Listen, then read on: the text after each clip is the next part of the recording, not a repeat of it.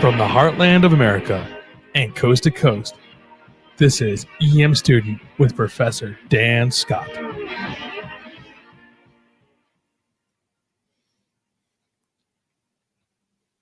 You must welcome change as the rule, but not as your ruler. Dennis Waitley. Good morning. I am Dan Scott. This is EM Student. Today we are going to discuss the change that's happening. COVID has brought a large amount of change that has come in, and it's been shocking in a lot of ways, but it has brought also a lot of innovation. If those of us that have to go to school or work remotely, we see there's been a lot of innovation for being able to do so, and it's getting easier as we go because of the COVID crisis. COVID crisis has brought a lot of change. It was a shock to the world, but had also brought with it the innovative thinkers, design thinkers that have changed the way we do things. That will probably continue after COVID. The odds are that a lot of things that we do now because of COVID will continue on and will continue to get better and change and evolve. Today we have two very special guests on the show that have played a very large role in emergency management and in the education of emergency management. They both, one of them has come on before, Dr. Carol Seawack.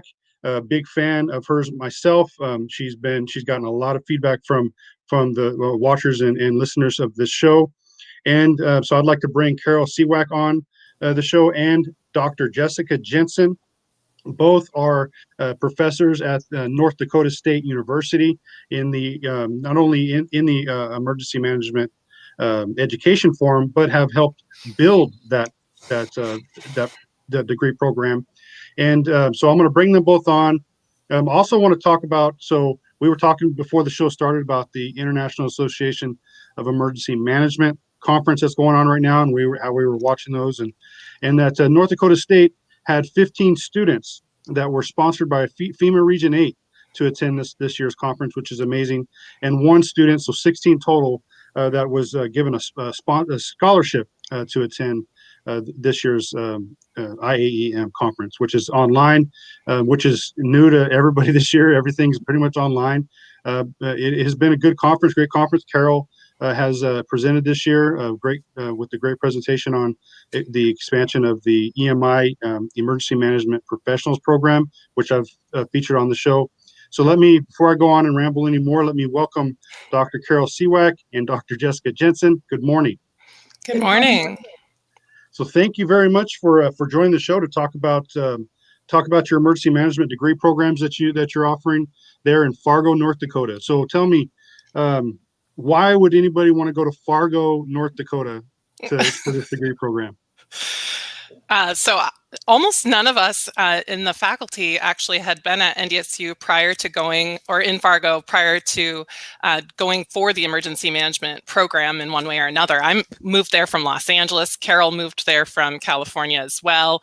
Another faculty member from Virginia and another from Arkansas. So, I mean, we are all transplants to Fargo. And the reason that we were all brought there was the unique program that was offered at North Dakota State University, the Department of Emergency Management. Whether we were drawn there first as a student or as a faculty member, we came for that reason and we stay for that reason. Although, of course, Fargo is actually a lovely place to live. It wasn't the reason we went. We went for the program specifically in the department. So I'm going to point out something too that, I think, not only are you driving and improving the EM profession, you're driving the view of women in emergency management, but also both of you have doctorates in emergency management, correct? We do. Yes. And go ahead. I'm sorry. So I think we've had an opportunity to talk about this before, Dan, you and I. I received the first PhD in emergency management in the world. And I want to say I look fabulous for my age because it was so obviously long ago, but what we know is that those types of degrees haven't existed for a long time. So I'm going to qualify, maybe not as old as anyone thinks when they hear I received the first one. And Jessica, you received one shortly thereafter. I was the fourth. And actually, 4 out of our 5 tenure track or tenured faculty are emergency management doctoral degree holders, and 4 out of the 5 are also, to your earlier point, women. Mm-hmm. That's a very good thing. One of the things is want to help drive with recruiting students to this is the not only the deviation from what used to be the white male military age male to women in emergency management, people of color in emergency management that are entering into not only the profession but getting their degrees to transition to the profession. So that's the great leadership that you guys are offering would show people why they should learn from you in pursuing these degrees. So that's a great thing. So, but I hear you got these degrees. So how many degrees programs do you have? We offer a series of minors, a bachelor's program, master's program, and a doctoral degree program. And from what I understand, you have to be it's in residence for each one, correct?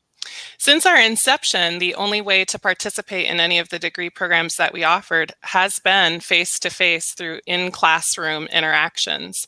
Although very big news to share today, that's actually changing. Well, that's one of the reasons why I'm leading into that aspect of it, and I'm very happy that you have decided to make this announcement on EM Student. So let's talk about that announcement you want to make as far as some of the transition that your degree programs are making. Yeah, so we've been hearing for years from folks around the country who are interested in completing their bachelor's or master's program in particular about the need to stay put where they are and their interest in our program being offered online. And for years, we've been really committed to a particular kind of pedagogical approach. Like we teach in a certain way. And the way that we teach at NDSU combines engagement, a heavy engagement with the research literature about hazards and disasters and what to do about them, with active learning pedagogy and application of what our students are learning, and engaging in opportunities to help our students build the critical soft skills that employers in all domains are looking for in the 21st century.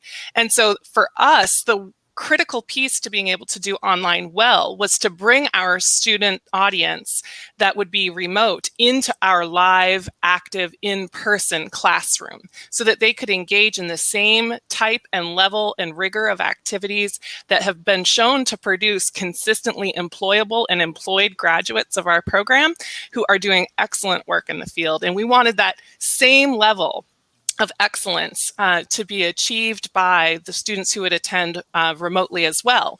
Unfortunately, for a long time, the university, despite our many requests, just didn't have the technology to equip the rooms appropriately so that our students could engage as one class, not an online class and an in-person class, but as a group together, whether that's for the purpose of discussion or group work or anything else.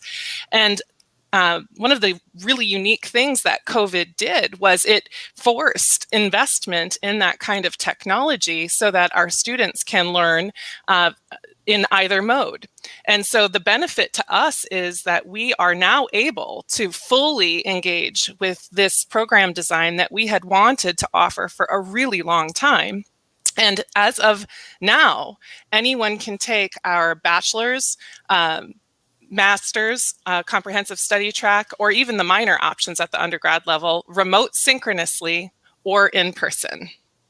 Very cool. So you have let me ask this question, because I've actually had the opportunity through the COVID crisis, which has brought me to be able to guest speak for classrooms because of the new system that we have, right? And the system one of the systems that I was a part of was that they had an in-classroom portion where people got to come. They were in the classroom, and then the rest were online. But of course, I was online as I spoke. Is that the same type of system you're going to have? Is the classrooms will be taking place on a scheduled time frame, and you could zoom in and participate in that, whether you're going to be in the classroom or not?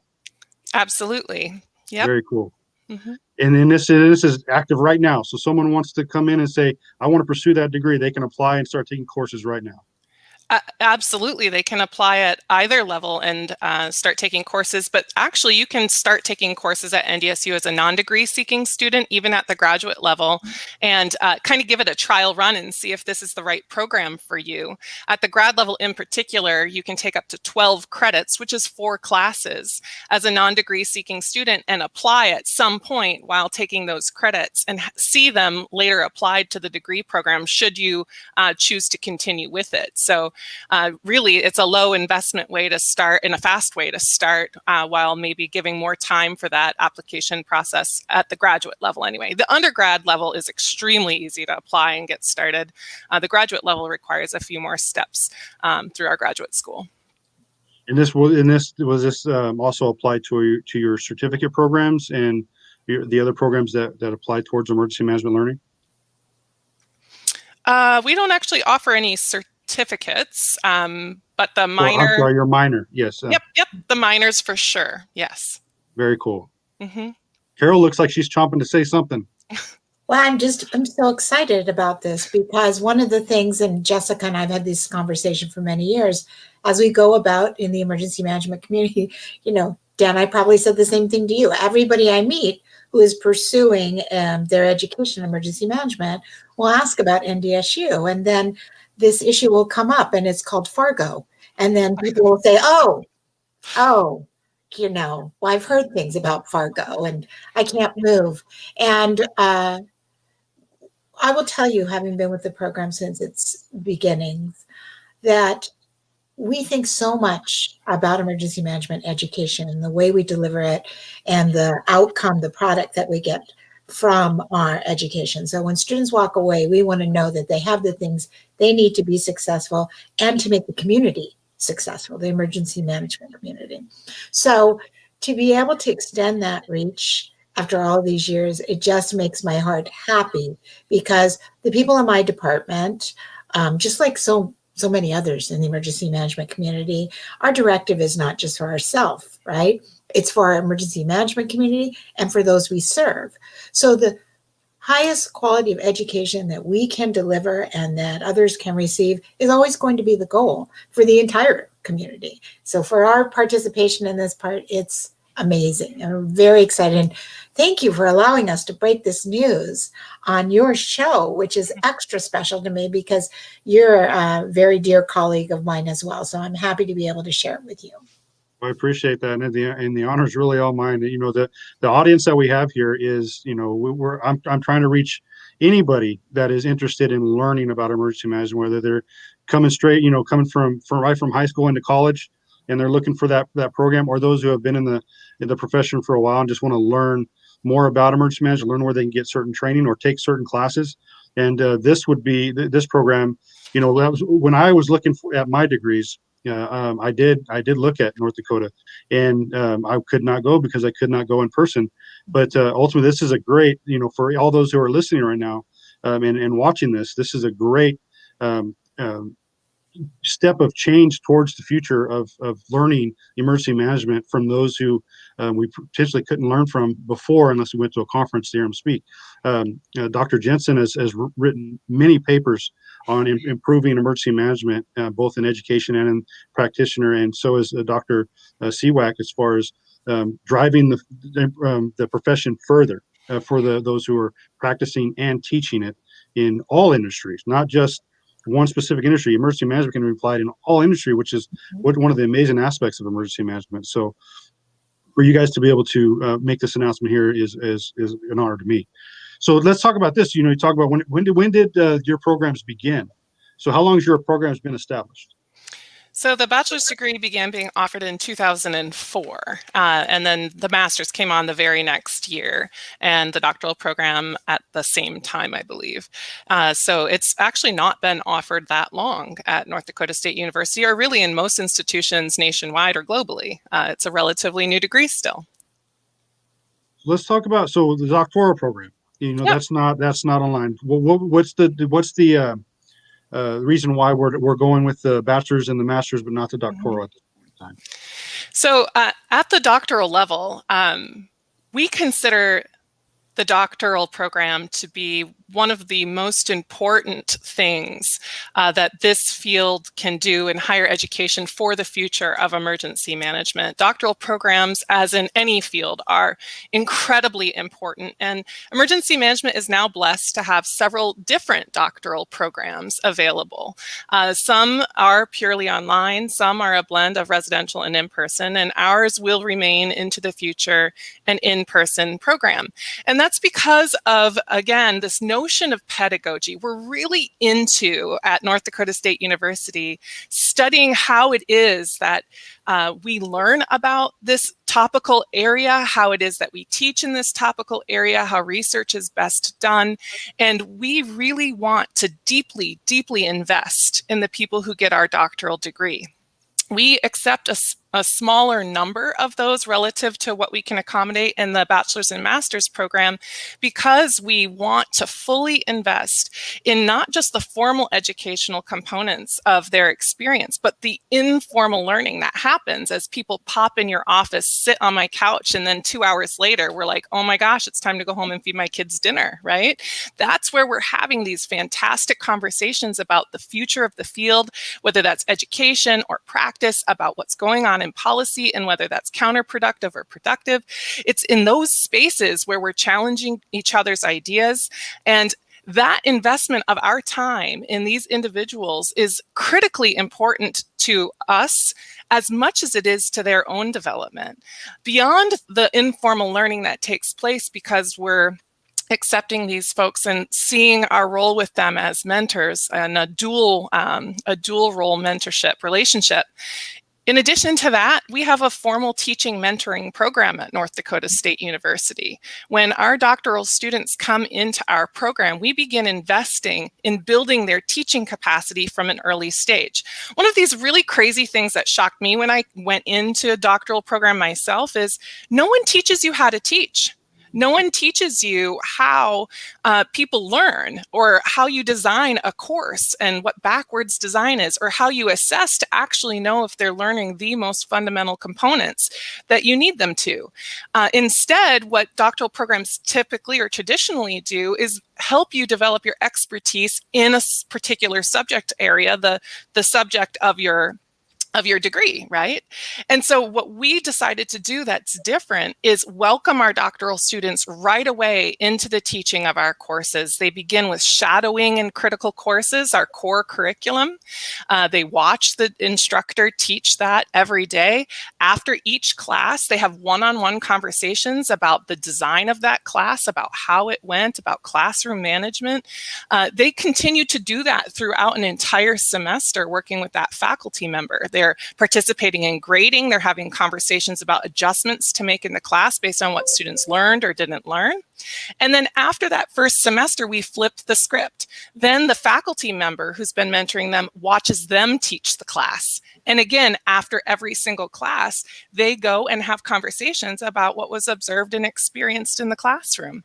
And then the third semester, they begin teaching that class on their own with no one in the room. We do that with our doctoral students across different areas of our curriculum. I think it makes us unique in that regard. It also requires that face-to-face active presence and engagement with our faculty members. And I'm not done yet. There's one more really big reason, and that is we need some good freaking research in this field. I am really sick of reading really bad papers. I read them, thousands of them a year.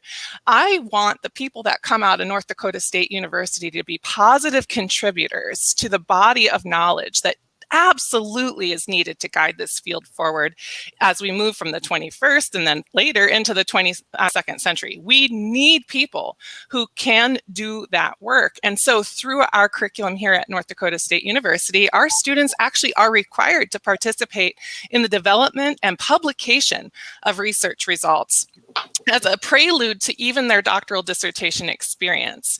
And again, that's made possible because of this mentoring relationship that exists with our faculty members. So we consistently see that our graduates come out of our program, and this can be true at the master's level as well, with publications on their vita, with teaching experience, and with a body of knowledge that extends far beyond like particular focused topical areas that courses are associated with, but instead expands to have this understanding of the field, where it's been, where it's going, and the kinds of changes that we really need to see to guide it forward.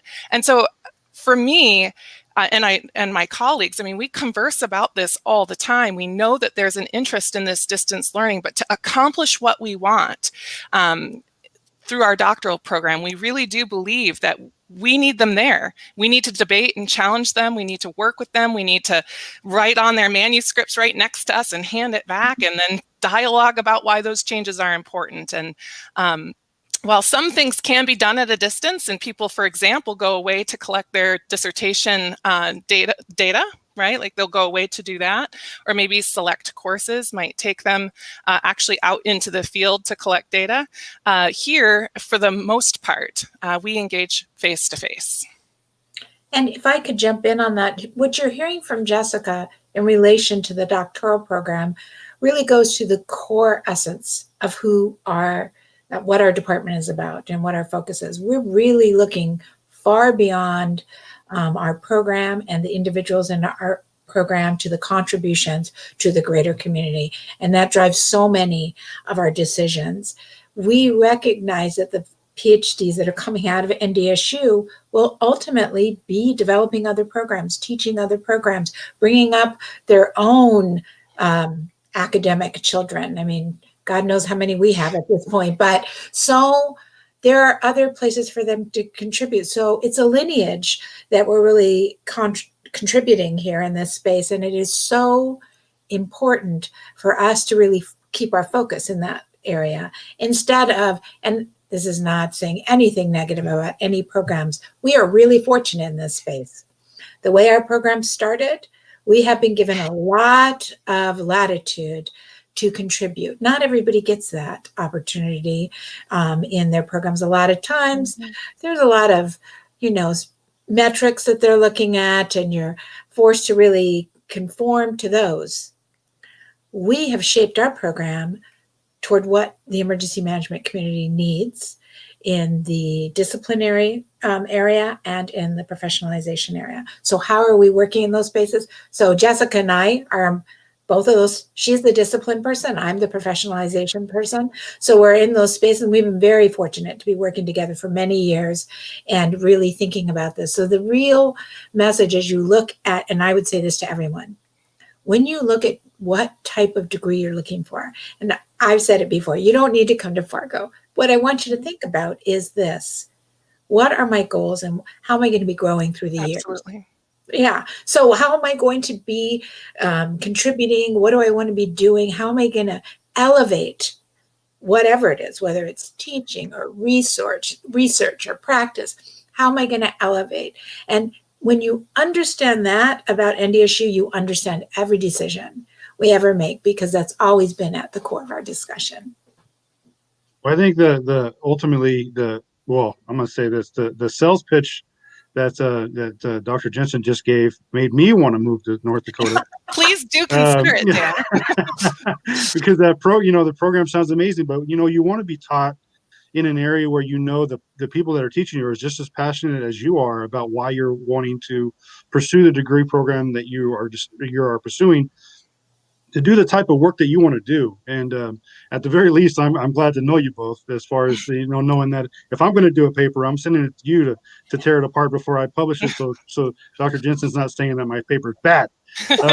But ultimately, I think that's great. The passion that's there and the drive is really what promotes the program that you're in, and that really promotes the future EMs or practitioners, teachers in the profession that's going forward. So just that alone, I hope you can not only get some students online, but you get some doctorals from around the country that want to step in and come learn from you guys, because the passion that's being seen, that I'm seeing right now, amazing.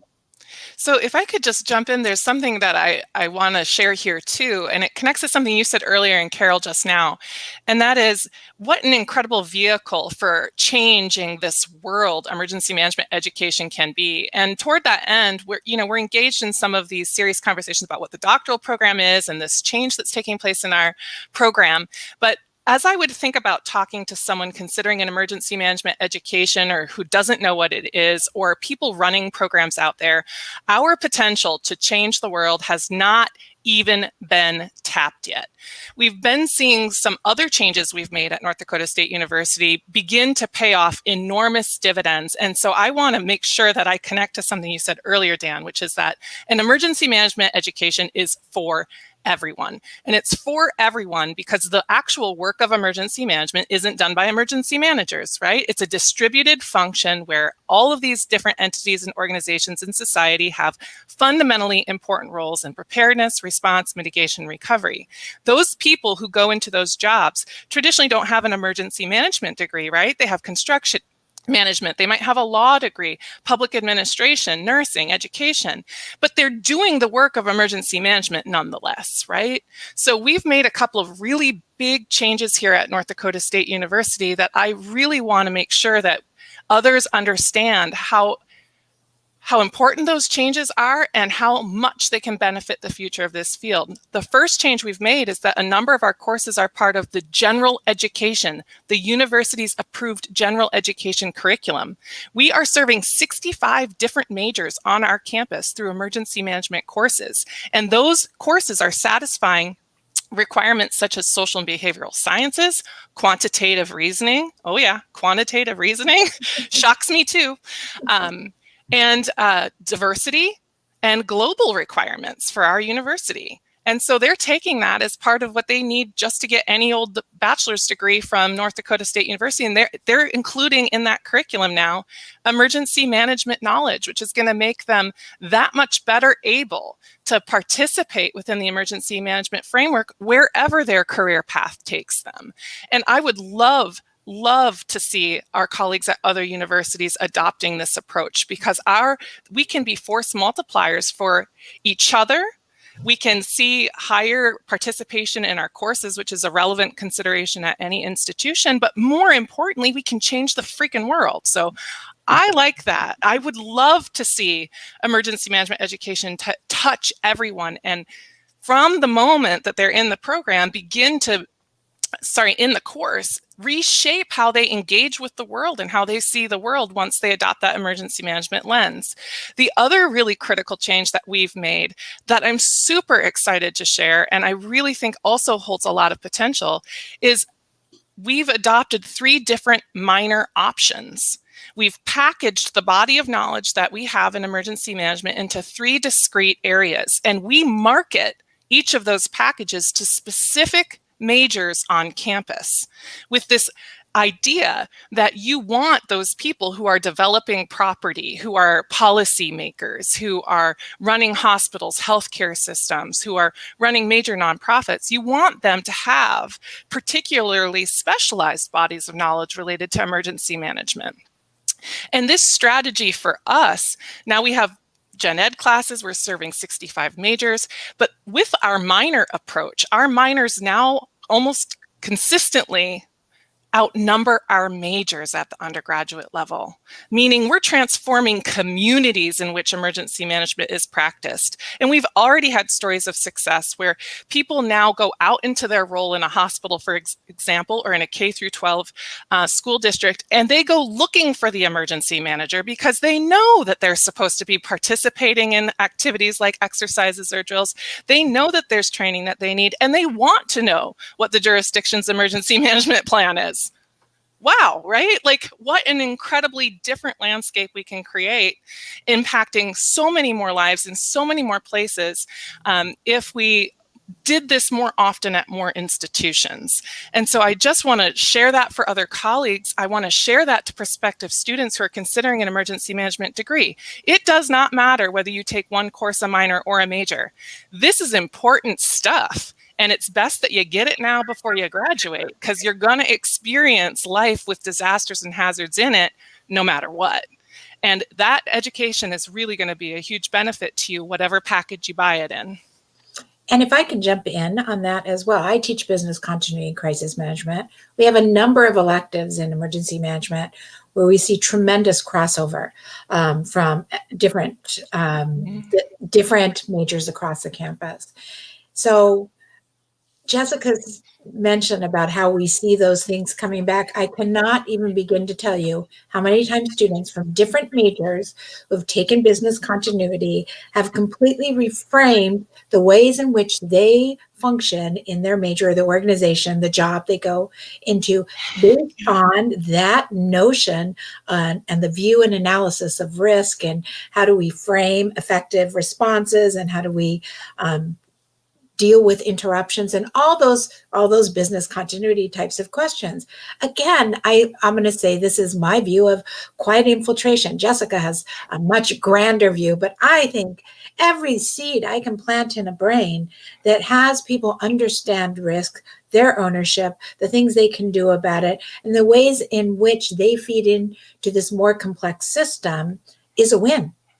And I think programs don't always, again, I'm going to say about NDSU, don't always have the luxury that NDSU has to have a faculty who have the opportunity always be talking about this. I mean, we know we have children and other things, but I'm telling you, we talk more about emergency management every single day than any other thing in life. And it is because we uniquely understand how important it is to not only, again, our students and community, but Jessica's point, we're talking about the citizenry. That's what you're talking about. We have not been effective in emergency management in reaching the citizenry on the whole. And that's not because there haven't been, earnest efforts. This reaches the citizenry. And I just love this notion that as we are graduating folks, not only are we graduating these EM professionals, we're also sending them into communities where the citizens are better informed now because they've had exposure at the college level. Yeah, that's amazing. Talk about a change agent, right? You guys are being change agents in what you do, but the organization in general is becoming a change agent for the students that they're putting out into the world, wherever they go, being a change agent. But what I really like about your program is the fact that you hit on so many different areas that are needed for even an emergency manager to really concentrate on, because, and I don't feel that that's a lot of the programs that are out there, they don't concentrate enough on the other aspects that you deal with as an emergency manager, like diversity, like urbanization, like finance, business continuity. These are, psychology, human behavior. These are things that are really important that an emergency manager or practitioner needs to know when they go out and deal with people every day. But they also deal with money and organizations, writing grants, managing budgets, funding large-scale projects. These are all things that any quality emergency management program should have. And having the minors that go along with all these other programs that help shape the way that things are being done throughout the country and all these other different industry can only do one thing, is create change agents and create, as you said, we can change the freaking world. We can change the world with what we do. And that's what we need, because we are such in our infancy as a profession. We need to grow, and we need to grow a lot quicker than a lot of other professions have, because they've had hundreds of years, to grow. And we're being experienced with that now, especially with COVID. It's come to show how important it is. It comes to show how underprepared we are, how important it is to have an individual or a department that actually is functioning with quality individuals and resources that can help respond to these things. But more than that, to mitigate and prepare and prevent these things. I feel like, and this is, I'm getting up on here for me, because I feel we spend so much time on response and recovery, not enough time on mitigation, preparedness, and prevention. And we need to, and I think as a profession, as a culture, we need to transition from those two, because it's sexy. That's where we get to see the lights and sirens. That's where we get to see immediate response, right? We get to see it right then, versus what we can see, what we can prevent on the front end by doing things like this, educating the future of emergency management. But what's important is that, and I say this to everybody, we're educating the future, but we're the ones doing it now. So we're the ones here now. We're the change agents right now. We're educating change agents for later to influence and carry on. But we're doing it right now, and we need to continue on with that. And I think ultimately you two are leading the way in that fashion, but also in the organization in which you represent. And I, like I said, so happy that you were able to come on and share this with me. Well, thank you, Dan. Let me say this because we've had a few chats and, you're in my enduring space in ethics and we're working on that. But the passion and the support in the emergency management community, from space to space, practitioner space to educational space, wherever you are in the community, the good work of this community is done by each and every one of us, right? So I thank you for your contribution, for your effort in this space. This is an additional effort for you. You have another job, you're doing other things. And that's really one of the most important messages in emergency management, right?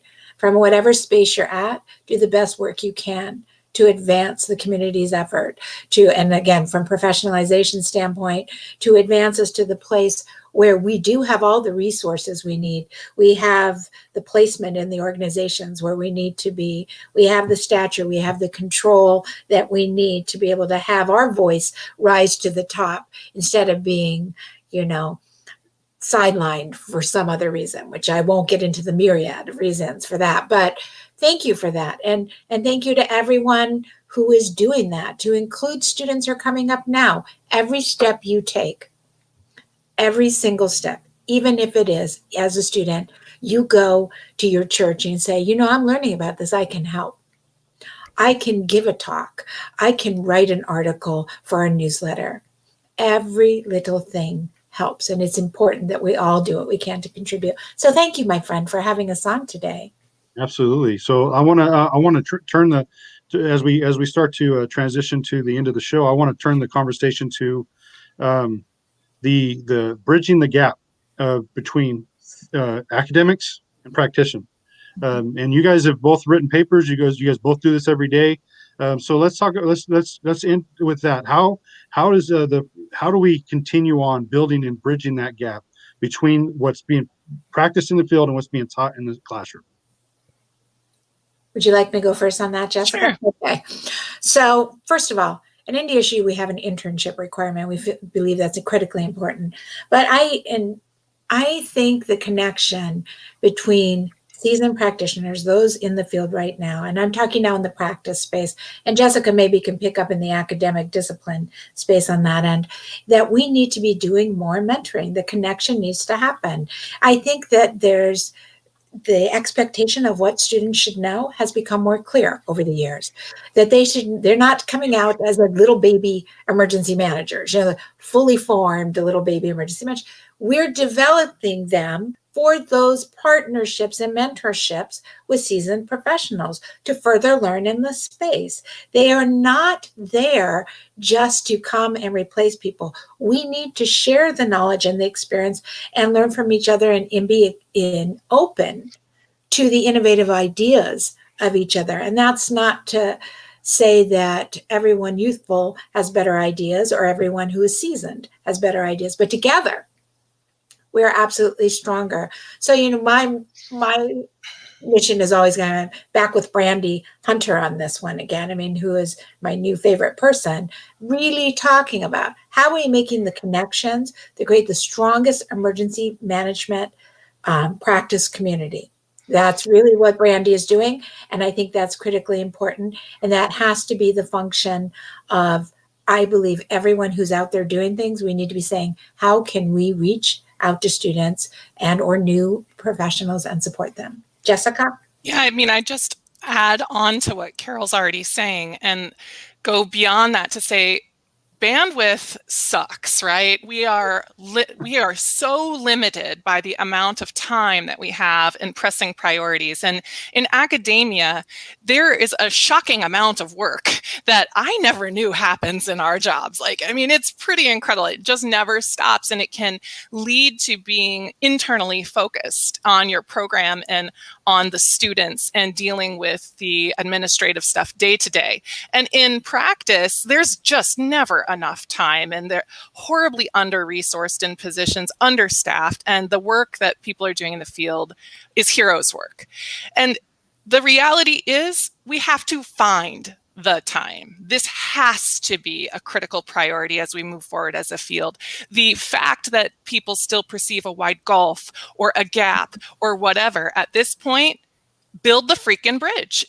Just enough. It's enough. I've had it. I'm over it. And there are very clear ways that we can do this. And I invite anyone who listens and would like to know more to give me a call. But we've engaged in building collaborative, formal partnerships with the state agencies and associations around us. We have agreements with them. We converse. We meet regularly. We have spent time at FEMA Region 8. We have traveled there. We know the folks there. We dialogue. They come into our classrooms virtually or in person. We do have the internship program that also puts our students in touch. We do a lot of other things here that recognize the limitations of the situation in which we all find ourselves, but create and open up spaces to do the work that is absolutely essential to move this field forward. And so again, I would just say there's so many opportunities that we can maximize and take advantage of that we are not right now. And anyone that wants to talk about it, give me a call or an email. Right. And you call her Jessica freaking Jensen. So you know, that's how we refer to her. Yeah. If you want to know what she's thinking, just ask her and she'll tell you. I absolutely will. You know, and it's always a pleasure to talk with you. We haven't talked in a while, but the last time we discussed, you got me fired up as well. And just thank you. And as you mentioned, time. You know, I think time is the most valuable thing you can give anybody. And I appreciate you guys giving me your time today to talk about this. And I know that I'll be taking your time in months and years to come with the amount of time I'm going to be bugging you guys and emailing you guys and calling you guys as I work on my dissertation and as I work towards finishing my my career out, you know, building what I'm doing. But more than that, I want to contribute to what you guys are doing because it's amazing. So just thank you very much for that. Thank you for coming on the show. I mean, I've got people commenting and you're firing people up. You got so much passion. And just like I said, you almost got me convinced to move to Fargo, just because the degree program sounds amazing. The doctoral degree program sounds amazing, even though that's probably not going to happen.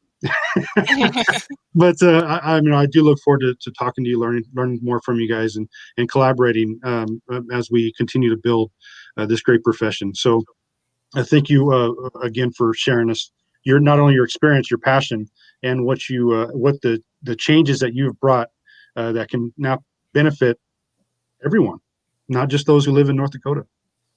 Thank you. Thank you. So as I want to close out with just a couple announcements. Don't forget that tomorrow is EM Weekly with Todd DeVoe at 9. He live streams and you can listen to him afterward. But another announcement is that next week is Thanksgiving week. So for all those who are traveling, and on the Thanksgiving, EM Student and EM Weekly are going to come together to do a joint show next Wednesdays in the EM Student spot. So look for us on Wednesday instead of Thursday. And just thank you so much for taking the time to watch or listen.